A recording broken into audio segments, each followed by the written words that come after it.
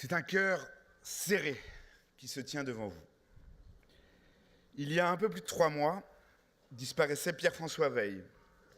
Comme certains parmi vous, peut-être plus encore, je lui dois beaucoup. Je lui dois notamment l'immense honneur de lui avoir succédé à la présidence du comité français pour Yad Vashem. Dans la vie, dans les événements privés, publics, à cette tribune où il prenait encore la parole il y a 1 an, nous gardons de lui l'image d'un homme debout. Je n'y vois pas seulement un souvenir, j'y vois une exigence. Dans le contexte que nous traversons, un cœur serré pourrait finir par se poser la question « à quoi bon ?» À quoi bon cette cérémonie? À quoi bon transmettre, enseigner, commémorer, lorsque l'antisémitisme semble chaque jour démentir les leçons de l'histoire? La question est douloureuse, elle est inévitable. Le paradoxe est immense. Jamais, depuis la Shoah, l'antisémitisme n'aura été autant combattu. Jamais, il n'a semblé aussi répandu. Je l'ai moi-même éprouvé comme avocat récemment, et croyez-moi, un plaideur cite plus volontiers ses victoires que ses échecs. J'ai défendu une famille juive empoisonnée par sa nourrice, abreuvée de haine antisémite. L'auteur a reconnu son antisémitisme, pas la justice. Elle fut condamnée, sans antisémitisme, comme si l'on pouvait combattre la haine sans vouloir la nommer. Cette famille a quitté la France. Comment en est-on arrivé là? Le terme génocidaire, ce n'est plus une qualification juridique créée pour désigner ceux qui ont exterminé les Juifs en premier lieu. C'est un panneau de stigmatisation que l'on appose sur une personne juive afin de l'exclure d'une manifestation, d'un débat, d'une exposition, quelles que soient par ailleurs ses positions sur Israël. Les Juifs ne sont même plus les cibles exclusives de la vindicte antisémite. Le maire de Paris, Emmanuel Grégoire, citait hier une stèle dans le 12e arrondissement qui lui est chère, à la mémoire d'une famille de juifs parmi les nations qui a été vandalisée. Je le dis, cet acte n'est pas banal. C'est un crime contre l'humanité de ces personnes. Alors, puisqu'on a voulu profaner leur mémoire, qu'il me soit permis de rappeler la bravoure d'Arsène et Angèle Richard qui, avec leur fille Marcel, ont recueilli le 16 juillet le jeune Edmond Richemont, 12 ans. Il se trouve, et je veux que les auteurs de ce forfait le sachent, j'ai connu les descendants d'Edmond Richemont. Et ce qu'ils ne pourront jamais effacer, c'est cette vie qui a continué. C'est ces 4 enfants, ces 13 petits-enfants qui sont désormais établis entre la France et Israël. La haine surprend toujours. Lorsque Guillaume Erner a questionné, lors de la panthéonisation de Marc Bloch, la résurgence de l'antisémitisme, il s'est vu répondre par un grand historien « On vous laisse parler tout seul ». Tragique mise en abîme parce que même lorsqu'on dénonce cette sentence aux airs de penitence, on nous laisse parler tout seul. Alors, à quoi bon?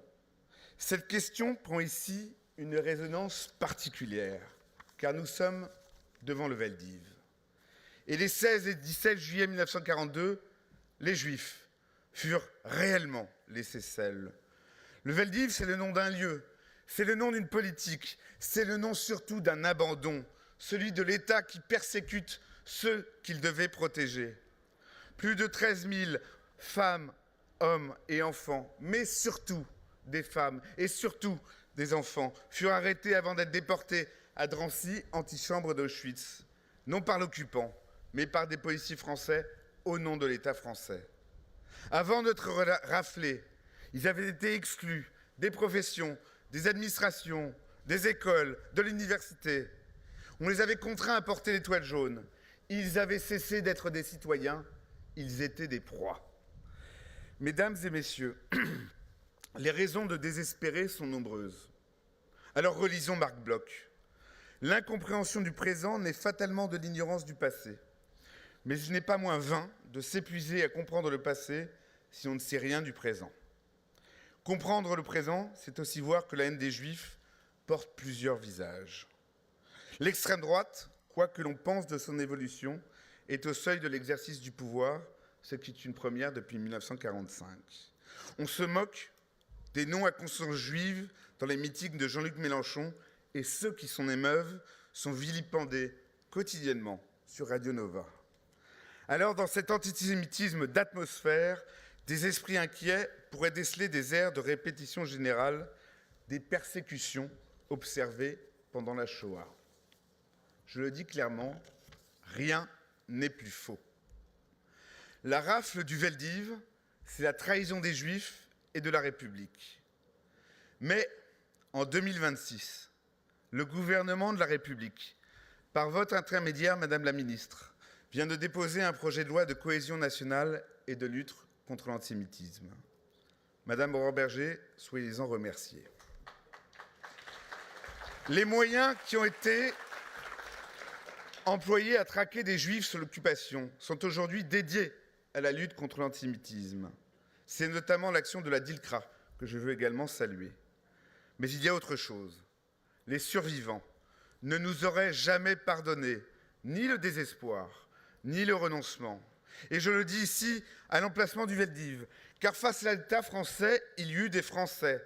Face à l'obéissance, il y a eu aussi la désobéissance. Et face au rafle, il y a eu des sauvetages. Et face à la lâcheté, il y a eu du courage.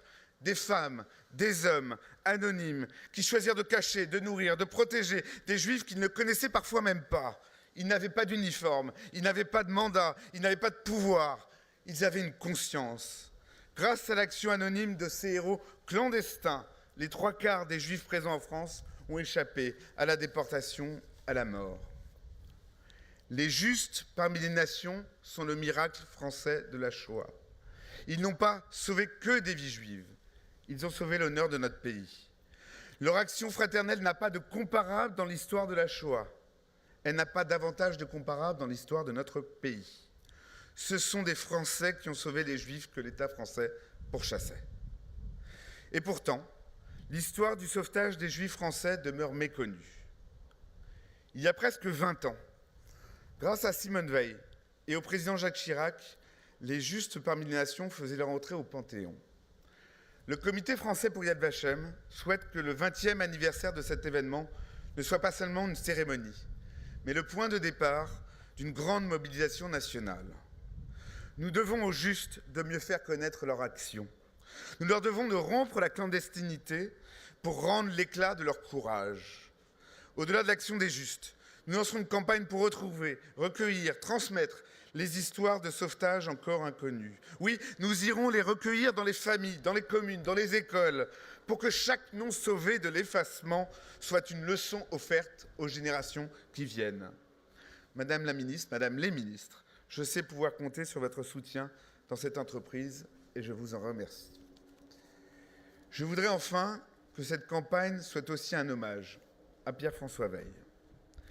Simone Veil a bâti, avec tant d'autres, avec Serge, cette mémoire.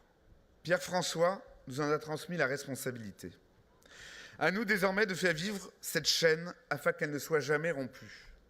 Car les justes ne nous lèguent pas seulement un souvenir. Ils nous rappellent que même lorsque tout semble perdu, il demeure une liberté que nul ne peut confisquer, celle de choisir. Même dans les heures les plus sombres, on a toujours le choix. Ne l'oublions jamais, ne les oublions jamais. Je vous remercie.